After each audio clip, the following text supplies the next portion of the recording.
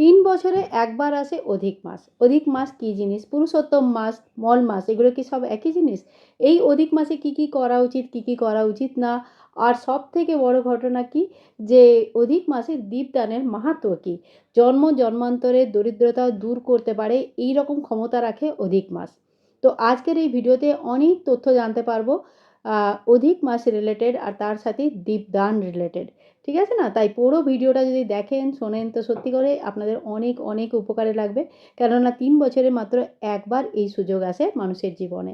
তো চলুন শুরু করা যাক আজকের ভিডিওটি। অধিক মাস ভগবান শ্রীবিষ্ণু নারায়ণের সবথেকে প্রিয় মাস। অধিক মাস কী হয়, 3 বছরে সূর্য ক্যালেন্ডার আর চন্দ্র ক্যালেন্ডার এই দুটোকে ম্যাচ করার জন্য প্রতি 3 বছর অন্তর অন্তর একটা মাস এক্সট্রা হয়ে যায়। সেই এক্সট্রা মাসকে কেউ নিজের নাম দিতে চান না, কেউ তাকে নিজের করে নিতে চান না। এমন অবস্থায় অধিক মাস ভগবান শ্রীবিষ্ণু নারায়ণের কাছে পৌঁছান। সেখানে গিয়ে পরে তিনি হাত জোড় করে কাঁদেন, আমাকে তো কেউই নিজের করতে চান না। কোথায় যাব আমি? কী নাম হবে আমার? কোনো গুরুত্বই কি থাকবে না আমার? সেই সময় ভগবান শ্রীবিষ্ণু নারায়ণ কাউকে কিন্তু খালি হাতে ফিরিয়ে দেন না। নরনারায়ণ কী করলেন, যে নিজের নাম তাকে প্রদান করলেন। আজ থেকে তোমার নাম হবে পুরুষোত্তম মাস। আর এই মাসে জপ, তপ, দান, ধ্যান, পুণ্য সব কিছুর ফল হাজার গুণা বেশি হবে অন্যান্য মাসের থেকে। অধিক মাসে কিছু জিনিস করণীয়, কিছু জিনিস না করণীয়, যেমন বিয়ে, পৈতে, ঘরের গৃহপ্রবেশ এই ধরনের মঙ্গল কার্যগুলো করা উচিত নয়। কোনো নতুন ব্রত শুরু করা অথবা কোনো ব্রত যেটা চলছে সেটার উদ্যাপন করাটাও উচিত নয়। কিন্তু কী কী করা উচিত? এই সময় সূর্যোদয়ের আগে উঠে পড়ে স্নান করা, ব্রহ্ম মুহূর্তে স্নান করা, শ্রীবিষ্ণু নারায়ণের পুজো করা, সূর্যকে অর্ঘ্য দেওয়া, তার সাথে বাড়ির মন্দিরে দহলিজ মানে চৌখাটে, তুলসী তলায় কোন যেগুলো দেব বৃক্ষ হয় সেই দেব বৃক্ষের নানা জায়গাতে দীপদান করা।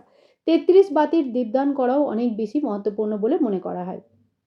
অনেকে কী করেন, আটার অথবা মাটির 33টা প্রদীপ প্রজ্বলিত করে দীপদান করেন। সেটা মাসে যেকোনো একদিন কোনো শুভ দিন দেখে করতে পারেন। ঠিক আছে তো? এটা করলে পুরো মাসে দীপদানের পুণ্যফল পাওয়া যায়। যদি সম্ভব না হয় তাহলে প্রতিদিন 33 বাতির দীপদান কীভাবে করবেন? একটি বাতি নেবেন, একটি প্রদীপ নেবেন। তাতে যে কলা বা রক্ষাসূত্র থাকে তাতে দেখবেন সরু সরু তার থাকে। একেকটা কলাপাতে কেউ 4টে থাকে, কারোর 7টা থাকে, কারোর 5টা থাকে। তো সেই সরু তার গুণে 33টা তার যেন 33টা সুতো যেন থাকে এক জায়গায়। সেই 33টা সুতো এক জায়গায় করে পরে যদি একটা প্রদীপ জ্বালান তাহলে সেটাও 33 বাতির দীপদানের সমান মনে করা হয়। পুরো মাসের দীপদানের সমান মনে করা হয়। তাহলে পুরো অধিক মাসের সময়ে একদিন না একদিন সময় বের করে 33 বাতির দীপদান নিশ্চয়ই করবেন। বাড়িতে প্রতিদিন দীপদান করলে অলক্ষ্মী চলে যায়, দরিদ্রতা চলে যায় আর লক্ষ্মীর কৃপা প্রাপ্তি হয়। বাড়িতে 3টি জায়গা এমন যাতে দীপদান নিশ্চয়ই করবেন এই অধিক মাসের সময়তে। একটা হচ্ছে বাড়ির মন্দির। বাড়ির মন্দিরে দীপদান নিশ্চয়ই করা উচিত। আর আমরা অধিক মাস কেন সারা বছর বাড়ির মন্দিরে দীপদান করি। দ্বিতীয়টা হচ্ছে বাড়ির চৌকাঠ। যেটা বাড়ির চৌকাঠ মানে মেন দরজার বাইরে একটা দীপদান এখানে করা উচিত। আর আরেকটা দীপদান যেটা হচ্ছে সেটা তুলসী তলায়। তুলসী তলায় দীপদান করলে পরে দারিদ্রতা চলে যায়। এই 3টি দ্বীপ প্রতিদিন কম্পালসারি থাকে আর এটা অ্যাকচুয়ালি সারা বছরের জন্য কম্পালসারি থাকে। তাহলে অধিক মাসে এক্সট্রা দীপদান কোথায় কোথায় করা হয়? এক, যদি ভগবান শ্রীবিষ্ণু নারায়ণ মাতা লক্ষ্মীর সামনে পুরো মাস 1 মাস যদি দীপদান করা হয় ঘি বা তিল তেলের, তাহলে ঘরের দারিদ্রতা থাকে না। সব রকমভাবে অর্থনৈতিক প্রবলেম দূর হয়। ঠিক আছে? শিব মন্দিরে দীপদান করতে পারেন, নারায়ণ মন্দিরে দীপদান করতে পারেন। জলাশয়ের কাছে যেমন নদী, পুকুর যদি সামনাসামনি কোনো ন্যাচারাল সোর্স অফ ওয়াটার জলাশয় থাকে সেইখানে দীপদান করা যেতে পারে। গোশালায় দীপদান করা খুবই শুভ বলে মনে করা হয়। আর এইগুলো যে প্রতিদিন করতে হবে তা না। যদি রোজ করতে পারেন খুবই ভালো, না করতে পারেন তো মাসে একবার অন্তত করবেন। যখন সুযোগ পাবেন, যেমন সুযোগ পাবেন। ঠিক আছে? আর আরেকটা জায়গা আছে যেটা হচ্ছে গুরুগৃহ। যদি আপনাদের আশেপাশে আপনাদের গুরু থাকেন তাহলে তার গৃহে কিন্তু দীপদান করা, তাকে দান করা অত্যন্ত শুভ বলে মনে করা হয়। পিতৃদের নিমিত্ত যে দীপদান হয় সেটা আকাশ দীপ নামেও পরিচিত। কার্তিক মাসে আমরা এরকম দীপদান করে থাকি। অধিক মাসেও পিতৃদের জন্য ঘরের বাইরে উঠোন অথবা ব্যালকনি অথবা খোলা ছাদে যদি একটা সরষের তেল দিয়ে একটা দীপক দক্ষিণমুখী হয়ে জ্বালিয়ে দেওয়া হয় তাহলে পিতৃদের রাস্তা প্রশস্ত হয় এবং তাদের রাস্তা আলোকিত হয়। এতে পিতৃদোষ থেকেও মুক্তি পাওয়া যায়। পিতৃরা খুব সুখী হন এবং মুক্তি পান, মোক্ষ লাভ করেন। তো আপনাদের বাড়িতে যদি ছোটোমোটো পিতৃদোষ লেগে থাকে তো সেখান থেকেও মুক্তি পাওয়া সম্ভব। ভগবান লক্ষ্মীনারায়ণের সামনে যে দীপদান করা হয় তাতে ঘরের অনেক পুরনো দারিদ্রতাও দূর হয়ে যায়। অধিক মাস কিন্তু প্রতিদিন আসে না, এটা কিন্তু 3 বছরে মাত্র একবার আসে। আর যারা একে আজ পর্যন্ত মল মাস বলে এসছেন, তাদেরকে রিকোয়েস্ট করছি এবার থেকে তাকে পুরুষোত্তম মাস বলে ডাকবেন। পুরুষোত্তম মাস ভগবান শ্রীবিষ্ণু নারায়ণের মাস। এই মাসে দীপদান যদি করা হয় তাহলে জীবন আলোকিত হয়, অন্ধকার দূর হয়, অজ্ঞানতা থেকে বেরিয়ে আসি।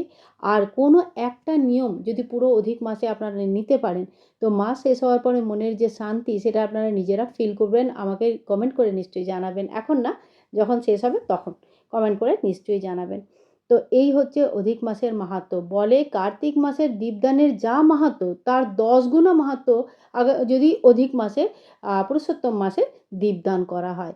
তার এরকম এবার দীপদানটা কিসে করবেন, দেখুন যখন আমরা কোথাও বাইরে দীপদান করি, যেমন অশ্বত্থ গাছের নিচে দীপদান করে এলাম, কোনো জলাশয়ে দীপদান করে এলাম, অথবা কোনো গোশালায় গিয়ে দীপদান করে এলাম, তো সেই সব দীপদানগুলোতে আপনারা মাটির প্রদীপ ইউজ করতে পারবেন, কেননা সেইগুলো আবার ফেরত তো আনতে যাবেন না।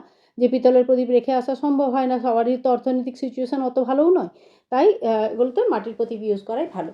কিন্তু যেগুলো আমরা ঘরে দীপদান করি সেই জিনিসগুলোতে কিন্তু আমাদের পিতলের প্রদীপ ব্যবহার করা খুব ভালো।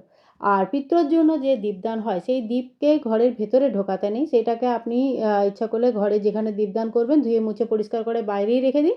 প্রতিদিন একটি দীপই প্রজ্বলিত করুন, দরকার হলে মাটির দীপও জ্বালাতে পারেন, আর আটার দীপও জ্বালাতে পারেন। আটা মেখে সেই আটা দিয়ে একটা প্রদীপের ছোট প্রদীপের শেপ দিয়ে তাতেও দীপদান করা যেতে পারে, ঠিক আছে। আর যখন 1 মাস হয়ে যাবে, তো 1 মাস হওয়ার পর বা প্রদীপটা যদি মাঝখানে একটুখানি খণ্ডিত হয়ে যায় বা খারাপ হয়ে যায়, সেক্ষেত্রে সেটা বিসর্জন করে দিতে হয়। পিতৃ দীপদানের পর সেই প্রদীপ কিন্তু ঘরে রাখার নিয়ম নয়। তো এই হলো আমাদের দীপদানের নিয়ম, ঠিক আছে।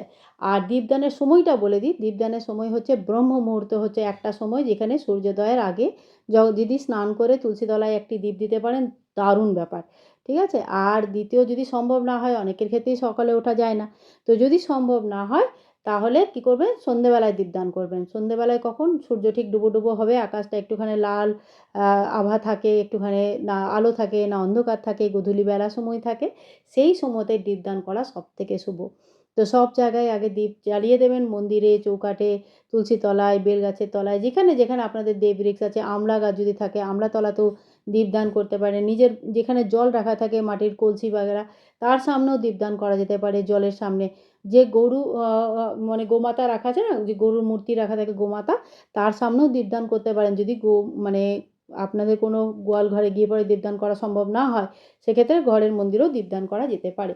তবে এত দীপদান যদি করা সম্ভব না হয়, তাহলে একটি দীপক প্রতিদিন ভগবান শ্রীবিষ্ণু নারায়ণের জন্য নিশ্চয়ই প্রজ্বলিত করবেন। ঘরের মঙ্গল কামনা যদি করেন, ঘরের ভালো যদি চান, তাহলে এই দীপদান করা অনিবার্য থাকে। কেননা এই দীপদান করলে ঘরের বহু দুঃখ কষ্ট চলে যায়। পেঁয়াজ রসুন খাওয়াটা ছেড়ে দিলে ভালো, কমসে কম মাছ মদিরা যেরকম ধরনের তামসিক আহার গ্রহণ করা উচিত নয়। আর সকালবেলায় ব্রহ্ম মুহূর্তে স্নান করাটা অত্যন্ত প্রয়োজনীয় এবং শুভ বলে মনে করা হয়। তো অধিক মাসের এই দীপদানের সম্পূর্ণ ইয়েটা আপনাদের কেমন লাগলো নিশ্চয়ই জানাবেন। যদি উপকারে লেগেছে, ভালো লেগেছে, তাহলে নিশ্চয়ই ফলো করবেন। হ্যাঁ, দীপদান নিশ্চয়ই করবেন, বারবার সুযোগ আসবে না। আর আমাকে আপনাদের অনেক অনেক ভালোবাসা দেবেন, মিষ্টি মিষ্টি কমেন্ট করবেন, খুব ভালো লাগে আপনাদের কমেন্ট পড়তে। আর সত্যি কথায় আপনাদের সঙ্গে কথা বলেও খুব ভালো লাগে। দেখা হবে আরেকটা নতুন ভিডিওতে, তখনও পর্যন্ত হরে কৃষ্ণ, রাধে রাধে। আর সকলকেই অধিক মাসের অনেক অনেক শুভেচ্ছা। Bye bye and take care.